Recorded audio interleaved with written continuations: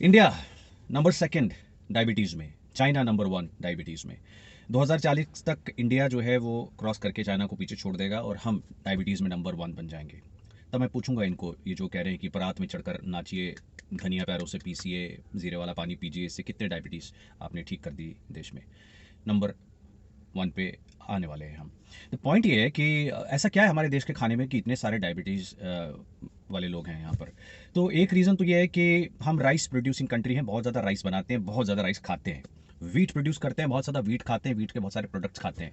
Protein के नाम का हमारे पास कुछ नहीं है। हम मोस्टली 90% हम हमारे कंट्री में 90% से भी ज़्यादा पॉसिबली वेजिटेरियन लोग हैं जो वेजिटेरियन खाना खाते हैं, घर का खाना खाते हैं। बहुत ही कम लोग हैं जो बाहर का खाना खाते हैं। मोस्टली हम घर का साफ बना हुआ खाना खाते हैं, दाल चावल रोटी सब्जी, दाल चावल रोटी सब्जी। अब ये दाल चावल रोटी सब्जी खा खा कर जो है वो हमने इतनी सारी डायबिटीज़ जो है वो पैदा कर रखी है। हमारे यहाँ पर बहुत सारे त्योहार होते हैं, साल भर में चलते रहते हैं, उनकी मिठाइयाँ अलग से। हम शुगर भी कंज्यूम करने में सबसे ज़्यादा अपर उसमें आते हैं, बहुत शुगर कंज्यूम करते हैं भाई। तो इतनी ज़्यादा डायबिटीज़ इस कारण से भी है। और दूसरा है कि लाइफस्टाइल क्या है लोगों का। तो मोस्टली जो लाइफस्टाइल है लोगों का बहुत ही हेल्थ ओरिएंटेड है नहीं, सब भगवान भरोसे चल रहा है। आपकी बॉडी में जितनी ग्लूकोज आपने कंज्यूम करी है, खा ली है, उसको खपत करने की जो मशीन है, जो सबसे major organ you have in your body to consume और burn out your glucose is your muscle is not just कि अरे बॉडी बना ली, मसल्स बन गए हैं, टी शर्ट पहनो, टाइट डोले शोले दिखाओ, हीरो बन जाओ, ये सब नहीं है। मसल्स जो है वो कलेक्टिवली पूरे बॉडी में एक ऑर्गन की तरह काम करते हैं, जो आपका फ्यूल को कंज्यूम करता है, बर्न करता है, एनर्जी प्रोड्यूस करता है। इसके साथ साथ हार्मोन प्रोड्यूस करते हैं, न्यूरोट्रांसमीटर्स प्रोड्यूस करते हैं। इसके साथ साथ आपको मोबिलिटी भी देते हैं, स्केलेटल स्ट्रक्चर देते हैं। आपके बॉडी में प्रोटीन की इतनी इंपॉर्टेंस है, ना सिर्फ मसल्स बनाने के लिए बट बोन बनाने के लिए भी। बोन 50% प्रोटीन से बनी होती है। सो प्रोटीन का एक बहुत इंपॉर्टेंस है बॉडी में, जो हम मिस आउट कर जाते हैं। इंडियन खाने में प्रोटीन हम दाल से खाने की कोशिश करते हैं। फॉर एग्जांपल एक मोटी मोटी एग्जांपल लेते हैं कि घर की माँ बेचारी क्या करती है, आपको आपके नखरे जो हैं वो उनको झेलती है, और सुबह सुबह अगर आपको वो सपोज वो चने देती है, भिगोए हुए चने, प्रोटीन के लिए आपने वो भिगे हुए चने सुबह खाए, हेल्दी हेल्दी। उसके बाद आपने भिगे हुए चने खाने के बाद आपका लंच टाइम आया और बीच में स्नैकिंग का मुंह मारने की तो आदत है ही, वो भी करोगे। फिर उसके बाद आप लंच करोगे, लंच में आपको क्या मिलेगा, मान लेते हैं आपको ढोकला मिल गया, ढोकला। तो आपने ढोकला खाया, तो वो किसका बना हुआ था, उसी चने का जो सुबह आपने स्प्राउट करके खाए या फिर वो भिगे हुए खाए। फिर रात आई तो रात में आपने कड़ी चावल खाया, तो कड़ी चावल किसके बने हुए हैं, उसी बेसन के हैं, उसी चने के। तो बीच में स्नैकिंग भी करोगे, मुंह मारने की आदत तो है ही, वो तो आप छोड़ोगे नहीं, क्योंकि दिन में 10 बार इंसुलिन पैदा करो आपको कोई फर्क नहीं पड़ता, आप डायबिटिक होने को तैयार हो, मगर मुंह मारना बंद नहीं करोगे आप।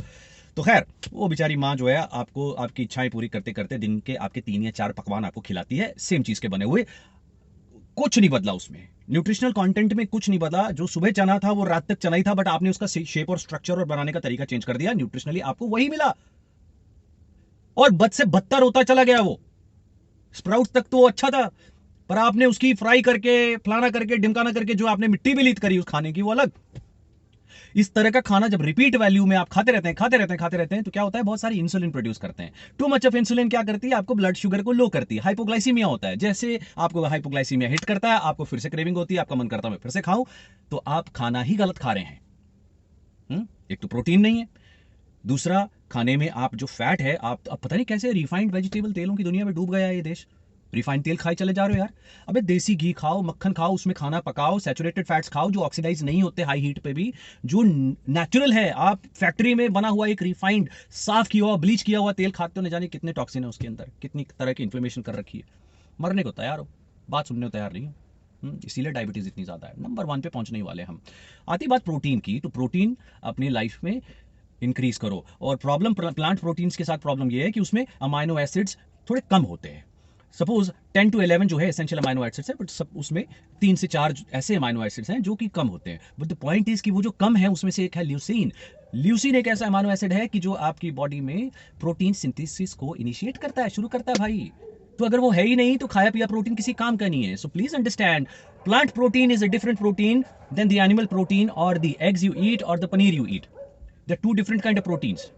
ओके, सबसे पहले प्रोटीन को भी आप करेक्ट कर लीजिए, और ये बार बार रिपीट खाना खाना बंद करिए, स्नैकिंग का मुंह मारना बंद कर दीजिए अपनी लाइफ में।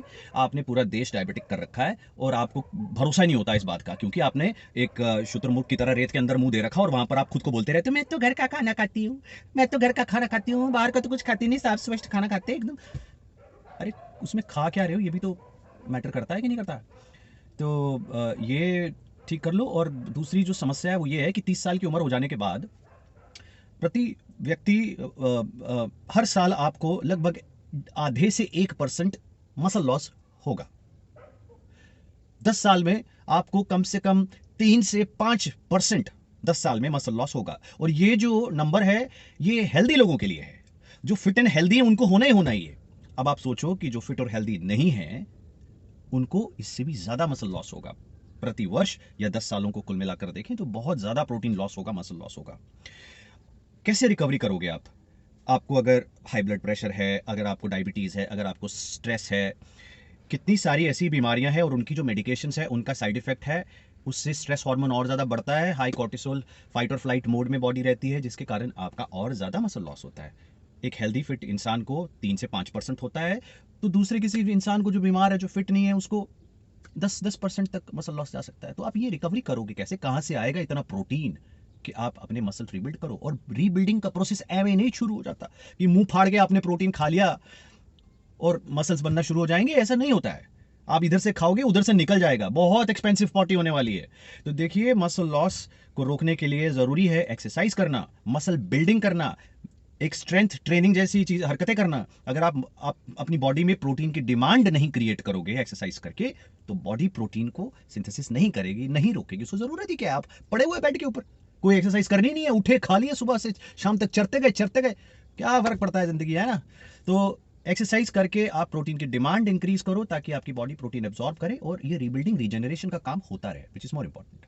इसी से आप अपनी एजिंग स्लो कर सकते हो।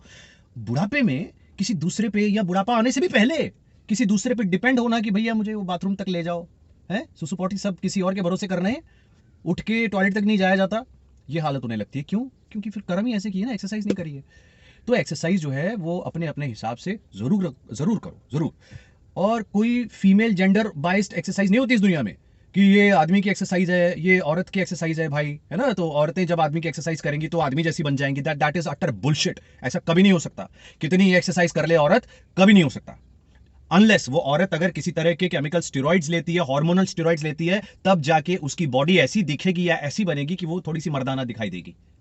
बट अदरवाइज कुछ भी कर लो, नहीं हो सकता। तो इसीलिए औरतों से भी कह रहा हूं, बढ़िया खुल के एक्सरसाइज किया करो, जिम में करनी जिम में करो, 1-1.5 घंटा अपने स्केलेटल मसल्स की एक्सरसाइज करो। और ये कहने का मतलब ये नहीं है कि रनिंग करने निकल जाओ, ब्रिस्क वॉकिंग करो, नहीं, वो नहीं होती है। स्ट्रेंथ ट्रेनिंग की एक्सरसाइज मसल बिल्डिंग के लिए होती है। आर्म्स के दिन आर्म्स करो, चेस्ट के दिन चेस्ट करो, लेग्स के दिन लेग्स करो, एक दिन में एक पार्ट करो, ताकि आपको रीहील होने का मौका मिल जाए, बॉडी को रीबिल्ड करने का टाइम मिले।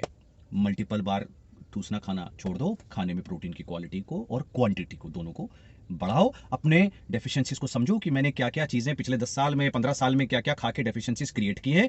उसके लिए सप्लीमेंट्स ले लो। सप्लीमेंट्स का कोई नुकसान नहीं होता है, मेडिकेशंस का होता है। They are two different things. Bye bye.